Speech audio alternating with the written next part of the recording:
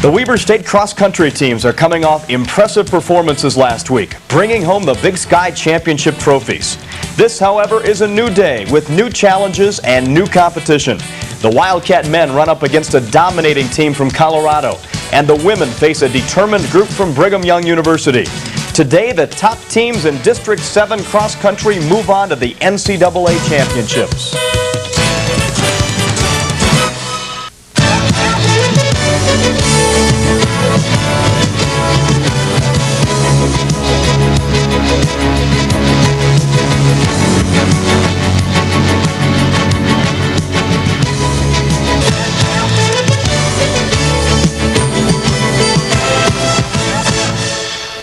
Good afternoon, everyone, and welcome to the picturesque Riverside Golf Course in Riverdale, Utah, site of the NCAA Mountain Region Men and Women's Cross Country Championships. Hi, everybody. I'm the voice of the Weber State Wildcats, Kurt Wilson, along with two-time Olympian Ed Eyestone, and just a beautiful day for this cross country championship. Kurt, we really dodged the bullet the last few days setting out the course. The temperature was in the 20s, 30s degrees. Today, much warmer, perfect ideal conditions really for running, probably in the high 40s, 50s. There we saw the Weber State University men's team, who has been ranked as high as 8th going into the season, currently ranked 11th, and certainly the Wildcats have a great opportunity today to qualify for the NCAA championship meet. Well, the University of Colorado men definitely heavily favored coming into this, ranked 4th in the nation, and a year ago they won this region. The Buffs are ranked 4th. They will be tough. Guns up, and the runners are off. And what I think sets Colorado apart from a lot of the other teams here in this regional meet is they are very race savvy. They know that to win this, they have the talent, they have the horses, they have the men necessary to win it, and if they can just run a smart race, controlled race, they're going to come out on top. Ed, tell us about this course here at Riverside Golf Course.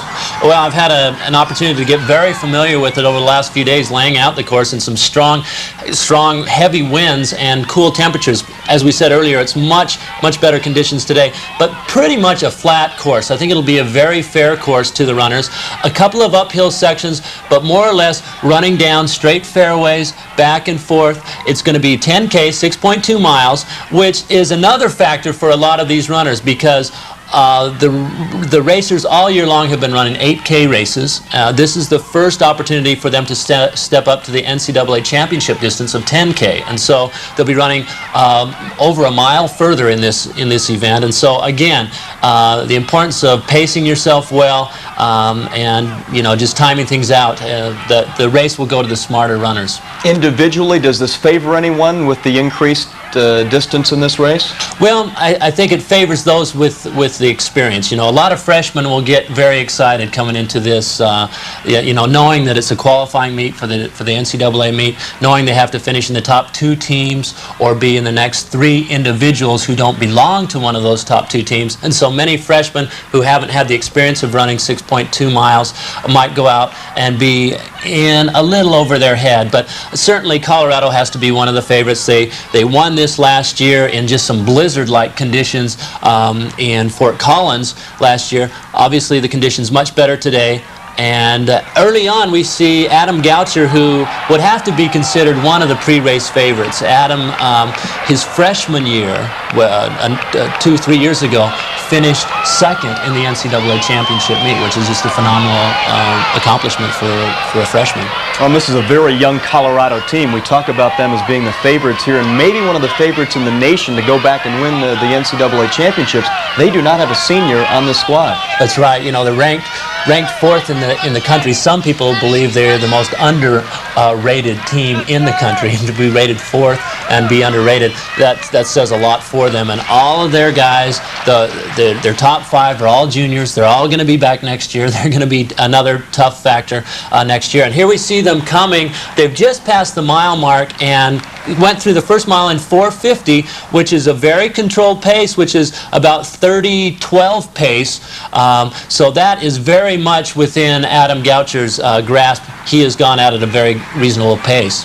Tell us about some of the Weber State Wildcats and where they are in the pack right now. Right now we can see Nate Kennedy there kind of in the distance. Along running with him are Matt Harmer, Jed Johansson. they didn't necessarily want to go out with the leaders, but they wanted to be in that top third. Jed Johansson, Matt Harmer just ran by there. They know Mark Jolly, the fifth man, just passing the screen. They know that if they can just get in good position, run their pace, run at about 5-minute pace, that towards the end, the pretenders, those who don't belong up front, are going to fall back, and running an even pace. Our thought of the year is a steady pace wins the race, and so they're running at a steady pace, and just over a mile mark, they're in very good position. And here we see the second kind of chase pack going after Adam Goucher, and already we can see a number of Colorado individuals up there as well. With Goucher setting such a torrid pace right now, is that going to make some players stay up with him burn out late because they're trying to keep up with the rabbit? Yeah, that's an excellent point, Kurt. And I saw one of the younger runners from southern Utah, I believe, was up there with him, and that was Jody Benson, who is a freshman. And you know, it's nice to go out and try to get a good start. Quite frankly, I don't know that he's in the same physical condition as Adam Goucher. And you know, you get excited in these meets, you want to go for it, you want to qualify individually, you want to help your team, but a lot of times guys can maybe go out a little over their head, and you know, they'll always pay the price over the last half when you run that way. Well, Goucher's teammate Adam Batliner was the champion individually a year ago in the District 7. Now it's the Mountain region, and he's going to be up there in the top of the 10, I would think, as well. Adam will. He was a cross-country All-American last year, and here we see Adam Goucher just flowing down that hill. What a very relaxed form he has. Anytime you see someone who just looks like he's running very comfortably, yet he has a commanding lead, and already we can see he has about a 30-second lead over, this is the young Southern Utah runner, Jody Benson. You know, that's a good sign for him. And Adam Batliner, returning cross-country All-American. In fact, the Colorado team, I believe, has 4 All-Americans returning. And so anytime you have that, 2 of them, let's see, Clint Wells is a 2-time All-American in the steeplechase. Tommy Reese is an All-American in the steeplechase. And the steeplechase, generally, if you run good steeplechase, you can run good cross-country, because the steeplechase is a distance event, yet it's also kind of a strength event. Well, and Weber State has always had its strength in the steeplechase, with Chick Hislop as the head coach, and always have had some great steeplechase runners here. Certainly, Weber State University is often referred to as Steeplechase University because, very much because of Coach Chick Hislop, who, by the way, was one of the Olympic distance coaches in 1996, and what a great honor that was for him.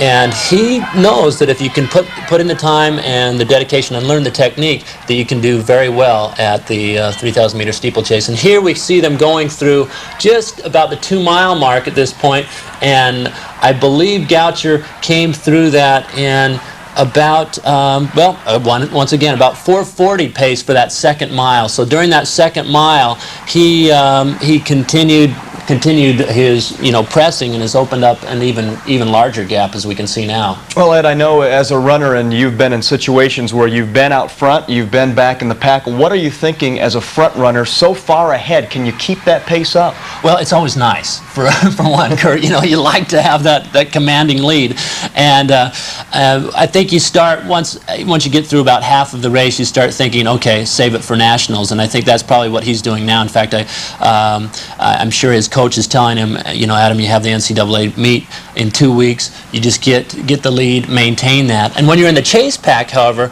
another kind of phenomenon occurs. That second pack, I think, has already resigned themselves that they're not going to win this thing, and they're just kind of running together. And there's a little bit of a breeze out there, not much. There might be some jostling for position, trying to hide behind another runner when the wind is blowing. But more or less, that second pack is just kind of, they are running a separate race themselves right now.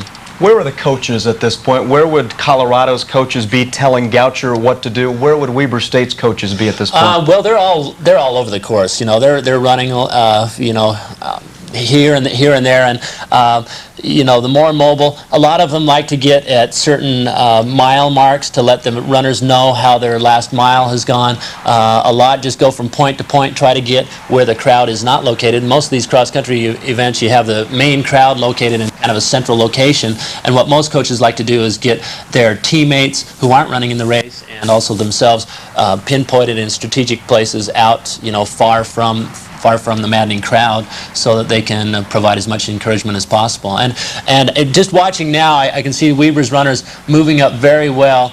There's the number 6 man, Kurt Stevens, who's a graduate of Roy High School, who's been a very solid 6 man for us this year. He's a freshman and has placed very well and provided a solid 6 man for us. Well, they will count the top 5. So from Weber State's standpoint, in order to finish in the top 2, how far down can your 5th place runner finish in order to make the top 2? Well, you know, we've told the guys all along, if we can place 5 in the top 25, 30, we're going to be right there in the running. And certainly Brigham Young University, who we haven't really touched upon, is another ranked team who is currently ranked 15th, and they've got a lot of runners there in that top pack right now. I think let's see, there's Brandon Wilding, who's a 1,500-meter runner, has been up there. This is a little bit long for him, but he certainly is capable of maintaining that pace. MacArthur Lane is up there as well, and so right now BYU has I think 3 runners in that lead pack. We've got I think 3 with Nate Kennedy, a strong 4th right now, and Mark Jolly. But in terms of the Weber runners in that top pack of 10 right now, I think we have Matt Harmer, Jed Johansson, and Aaron Taylor all looking very well at this point. Nate Kennedy falling a little bit off the back, which kind of concerns me. He's an All-American as well in the steeplechase, and is usually right there with the lead group. But with Nate dropping off a little bit, the other guys are going to have to pick up the pace and come together. And you know, our 5th man, Mark Jolly, although he's 5th, is going to need to really run well today for us to qualify. And you mentioned Nate Kennedy. He was the top Weber State finisher a year ago in the snow in Fort Collins. He finished 8th, 33:04.81. And with Kennedy falling off the pace right now, does that give some concern to the Weber State coaches? Well, certainly, you know, I've got butterflies in my stomach right now. You know, I'd like to see him a little bit higher there, but we saw a good grouping of 2 guys right there, and Jed Johansson, Matt Harmer. Aaron Taylor was not. Here comes Nate Kennedy here. Aaron Taylor was a little bit in front of him, but okay, having Mark Jolly this close is a good sign for us, because I think he's running with Fikre Wanderfrosch, which is BYU's normally 5th man right now, and so if he can beat BYU's 5th man, that would be good for us. Let's watch them come around the turn here at the Riverside Golf Course. Again, the weather has turned out to be absolutely perfect because of November in Utah. You think of the possibilities of snow. Yeah, you know, the wind was blowing yesterday, and it was just the wind chill had to have been down in the probably single-digit numbers. Today, the wind has basically stopped. We're talking 40, 50 degrees, and you can see some of the runners chucking off their gloves, their ear warmers. That's a sign right there. The people watching look very comfortable, and it's ideal conditions. I know in marathons you're able to get liquids from the sideline in a 10K. Is there any chance to get any liquid in you, or do you not even want to bother with that? A lot of times in road races you will see that, but in cross-country races that's kind of, you know, that's a no-no. You usually don't have water stops. You're just going after it and trying to get it done. And certainly dehydration will not be a main problem today, with it being as cool as it is. But that's a great long shot there, and I think we just saw our 7th man go by, Spencer Talley, who again is a freshman and has provided a good solid 7th man for us. Well, when you look at the teams right now, Colorado looks to be right now on top. Weber State right in there, along with Brigham Young University with some top runners, and we are nearing the halfway point, I believe, here. That's right. In Northern Arizona, we can't forget about them, because they have been perennial powerhouses in the Big Sky. We knocked them off this year by less than 15 points down at the conference meet, and they will be gunning as well, because they have an outside shot at qualifying as well. And certainly individually they have Webb Shelley, who has a decent shot of qualifying individually. Now in the lead pack of 8, you can see Jed Johansson, the taller runner in purple, and Matt Harmer on the left, the two Wildcats, running extremely well right now. They're running with the big boys. They're running with the All-Americans from Colorado, with the Buffs, and they're saying, hey, you know, I'm not going to be intimidated just because you guys have that All-American certificate. Running very smart races, and still a couple of BYU runners in that top pack as well. It's going to be tooth and nail. Do you see any laboring among any of those runners in the front pack? Well, I see the SUU runner who had gone out with the leader has fallen back and is back, probably paying the price. And Nate Kennedy being passed by Mark Jolly.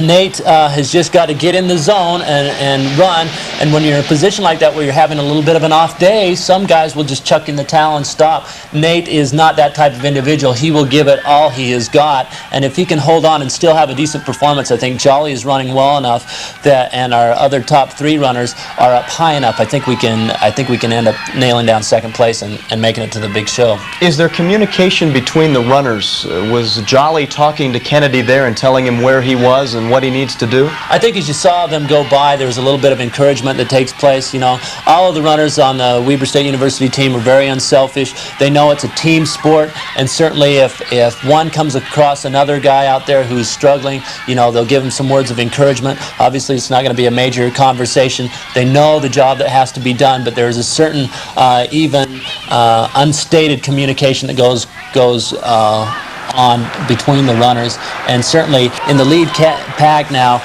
that's actually, this is a chase pack. Adam Goucher has passed the picture at this point. He is a pack by himself. Yes, he is, and they've gone past 3 miles at this point, past 5,000 meters, and will be you know, heading through the last portion of the race at this point.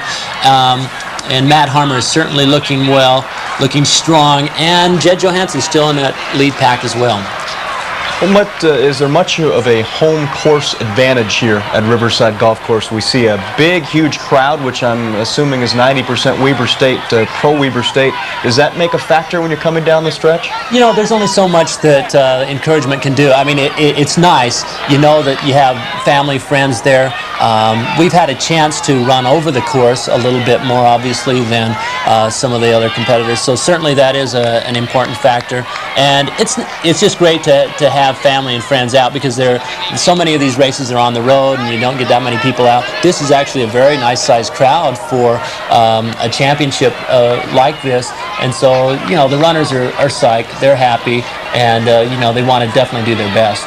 Well, we're seeing all of these teams from the mountain region. Obviously, they have run at this altitude before, but when they get back to the national championships, a guy like Goucher in South Carolina, where you're closer to sea level, is that going to make much of a difference? Is he going to be a better runner there? Well, I think so. You know, I think training at altitude will give you an advantage when you go down to sea level. And here we see Matt Harmer looking very strong, running right up there with the Colorado Buffs in that second chase pack, and Jed Johansson still sticking on very strong. And look at this, Aaron Taylor is moving up very well too. He's our third man, and remember, this is a team sport. Your top 5 score for you, and it's the low score wins. So you get 1 point for first and 2 points for second on down to 100th place. And so if you can have your 5th man no higher than 25-30, you're going to have a relatively low score. I think we've kind of conceded that Colorado is going to win this, and it's just that Mark Jolly, our typically our number 5 man, but has come up and running number 4 for us right now, looking very strong. And again, Nate Kennedy refusing to give up. He's hurting right now, but he's still passing people. He's still running very well, and he's our number 5 man. And it will be his place that will factor in to how high our score is, and whether we beat the Cougars from BYU and the Lumberjacks from NAU. We are at the Riverside Golf Course. Kurt Wilson and Olympian Ed Eyestone here as we call the Mountain Region Championships. The top 2 teams move on to the NCAA Championships, and there we see our lead runner, and boy, is he a long ways out in front of everybody. Yeah, he is, and that's a good feeling to have, and I'm sure that his coach has already told him, okay, let's save a little bit for nationals. Let's win that NCAA championship title.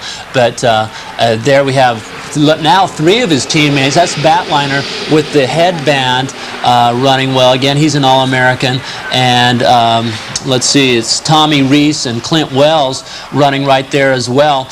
And both of those are All-Americans. And so Matt Harmer, who is there in purple for the Wildcats, certainly running in some very good company. He has the opportunity of being All-American himself. At this point in time, it looks like he will qualify individually for certain, but I think the Wildcats are in pretty good position to qualify as a team as well. Ed, what are you looking for as they start getting deep into this race in terms of technique? Are some of these guys, can you see labor in some of these guys? You can, and you know, this is what kind of separates the men from the boys, because they've been racing 8K, 5 miles all year long. Suddenly they're running 10K, which is, you know, some of these guys are kind of reaching to even run 5 miles, and so to have to run 6.2 miles, and again, here goes Nate Kennedy, and he's running well. I think he's running better now. I think he's kind of got in a groove. That extra mile, 1.2 miles, is a factor, and guys start struggling. And if you start struggling and don't check off, and okay, here comes Adam Goucher now. Very good time. He has a chance of breaking 30 minutes now. 30:04 it looks like unofficially, which is about 4:50 per mile, 4:49. Very good time indeed, and a tight finish. Look at the buffs. They have come through. I can't believe this. They've got second, third, fourth, and fifth. Kurt, they're going to score a perfect score here. How often do you see a perfect score? You don't see perfect scores. But Matt Harmer, bless his heart, he had a strong finish there, 6th overall. Great performance for him. But Colorado, certainly the team of the day with a perfect score, a clean sweep. And here comes Jed Johansson, 10th individually. He's our second man for the Wildcats. It'll be interesting to see how this all weighs out. Nice kick right there. Aaron Taylor, I think, just gets out-leaned a bit. He was our third man. We're looking for 4th and 5th. 4th should be Mark Jolly, I believe, at this point, but he still has yet to come in. NAU's had a few guys sneak across the line. We haven't talked much about them, but they've had a good race going on. And there, I think, is BYU's third man.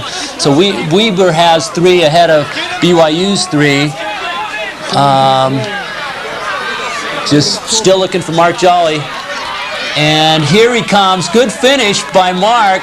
Whoa, I think he gets the lean for 4th. Okay, we still need one more guy because NAU, I think NAU's 5th man is coming up. We're going to have to wait to see the score on this. This should be awfully close for second place. Colorado, the perfect score, is going to get first, but Weber State and NAU tight. Yeah. No surprises with Colorado. Okay, here's Nate Kennedy. We'll have to wait to see how the score pans out. We've got 5 in, but I believe NAU has 5 in before us. That doesn't necessarily mean that they were going to beat us because we had some higher placing or lower placing runners up there, but it could be very close because they had 5 in before we did. BYU, their top runner, Brandon Wilding, I haven't seen him come in, and I believe he must have dropped out. He was running in that lead pack for some time and was nowhere to be seen. But the runners continuing to string on in. These runners at this point are running probably 5:20, 5:30 pace as they're coming in, as opposed to Goucher's 4:50 pace. The time just in for Matt Harmer, 31:09.7. That's solid time for Harmer. That's a very good time. That's just about 5 minutes, maybe tick over 5 minute per mile pace, which is what we wanted them guys to do today. We told them, you know, if they can run close to 5 minutes, they are going to earn themselves a berth to South Carolina. Now it's just a matter of waiting for the score, and a good overall team race for the Wildcats. You know, I think they were solid. I think we saw our 5th man, Mark Jolly, come up, bring it up a notch a little bit, and even though he's been kind of 5th man, he on a couple of times he was 3rd one meet for us. He was 4th man in this time. And it's, you know, in cross country, you're only as strong as your 5th man. And Mark Jolly's been a very dependable 5th man for us, and I think has come through again. Again, Matt Harmer, a very solid individual race, and Jed Johansson, strong. And Aaron Taylor, Mr. Consistency right there. And this is the type of performance, if we make it to Nationals, that we're going to have to do at Nationals. We really have a great shot of being a top 10 team, the NCAA meet. And, you know, whenever you can say that your team finished top 10, you know, whether it be football, basketball, or cross country, you know that you've had a great season. Well, last year in the District 7 meet, the men finished 4th, did not get the bid to go to the national championships. They did send an individual down there, didn't score any points, but I think the Wildcats, it looks as if right now, unofficially, have a a shot to finish second here. They do. We're going to have to wait. I saw the NAU coach jumping up and down when he realized that they had 5 in. And there's an instant scoring system that they're using in this meet where we find out, and here we can see our top 5. I think we're going to show the top 10 here. Unofficially, Adam Goucher, what a sweep again, and then Matt Harmer 6th, Jed Johansson, the 2 Wildcats in the top 10. And Ed and I will be back with the Women's Mountain Region Cross Country Championships right after this break.